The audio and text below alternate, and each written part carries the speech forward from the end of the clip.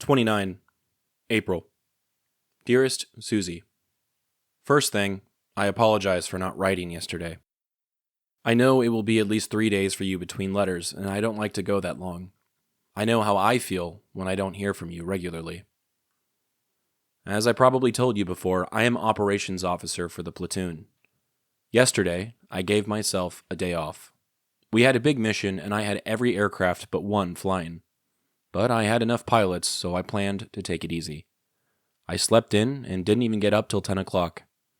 Then I did a little work, and at noon, I went to the club to eat lunch. After that, I planned to come in and put on my bathing suit, lay out in the sun, and write you a nice, long letter. Just as I put on my bathing suit, I got a call from operations. The VC had killed an American captain near here, and they needed 2 gunships to go out and escort somebody in to pick him up. I told them that I only had 1 gunship, and it was a hog, but they wanted me to go anyway. They got a ship from the 62nd to go with me, since it is against the law to send 1 gunship out alone, so I agreed to take the mission. We got into the area, and there were more VC than you could shake a stick at. We flew over them, trying to find the areas where the dead American was, and we got the living hell shot out of us. And I couldn't look back at them, because there were other American troops on the ground, and friendly troops, and I didn't know exactly where they were. I never felt so frustrated in my life. Really, at that time, I thought the captain, who I knew very well, was just injured, and I wanted to get him out. We flew around for an hour, and I finally decided that we couldn't get him. There was a company of armored personnel carriers near the area where this American was supposed to be, and I called them and asked for help. The American advisor to that company was another good friend of mine, named Kelly. I got him on the radio and asked him to try to get to the wounded man, I later learned he was already dead, out of that area and back into an open area so we could pick him up. He told me that he would try. He had 10 troop carriers. They can pretty well stand up to light small arms weapon fire, so I sat back and watched him advance towards the tree line where the wounded man was. He was getting shot at all the time, and I could see the mortar fire falling around him, but he kept up and got into the area.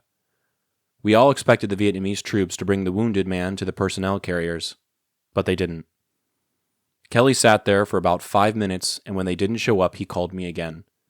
He said that he was going out to look for the wounded captain and that I could buy them a beer when this was over. I agreed and told him we were ready to come in when he called us back. As he stepped out of his APC, a sniper hit him in the head. He died instantly. I stayed in the area as long as I could. We got low on fuel, and we never did get them out. I've never felt as bad about anything as I do about this. I flew 4 hours and a half yesterday and last night.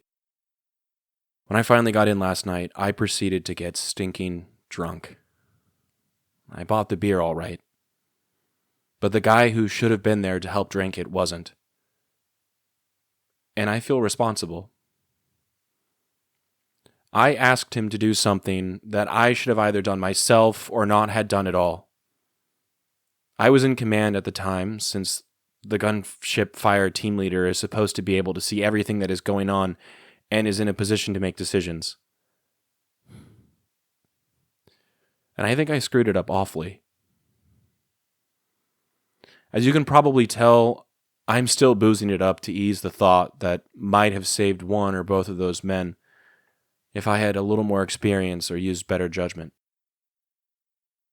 I know that I shouldn't write this sort of thing to you, honey, but you are my conscience, I guess, and I had to get it off my mind. Please forgive me, but these 2 were good friends.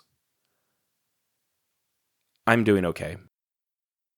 I hope that you have a birthday party for Billy. I know you will. Also, I know that Mother's Day is the 9th, and I will send you something. I thought about sending you that princess ring, but it is so pretty to me, and I want to bring it to you. But in case it is a little late, don't worry. I will send you something, and it won't be a bag of peanuts. I love you very much. Tell the boys that I miss them. Do you feed Brett coffee? Does he drink it? I miss you so much. Sincerely, Bill. As a grandson, as an anthropologist, as a historian, as a reader, I feel there isn't much I can say here. He says it all.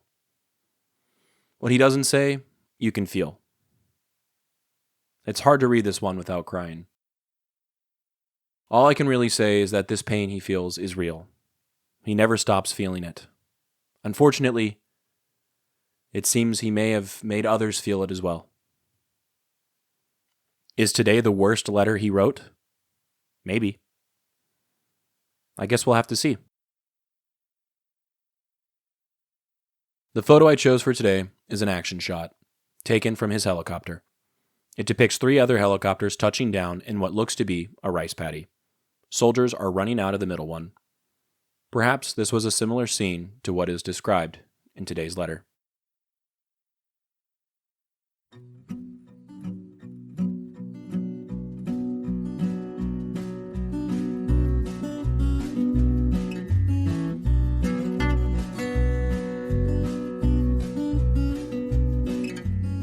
I'm Alex Lowy, and I hope you have enjoyed listening to this episode of Dearest Suzie, and receiving messages from the past that my Popi wrote exactly 60 years ago. I sincerely appreciate your time and interest. Please consider following the podcast on your preferred platform, and if you're enjoying it, I kindly ask that you take the time to rate the show and leave a review. Also, please follow the project on YouTube, X, and Instagram. All likes, comments, shares, and reviews will help grow the reach of this story. The links for these things should be in the description of this episode.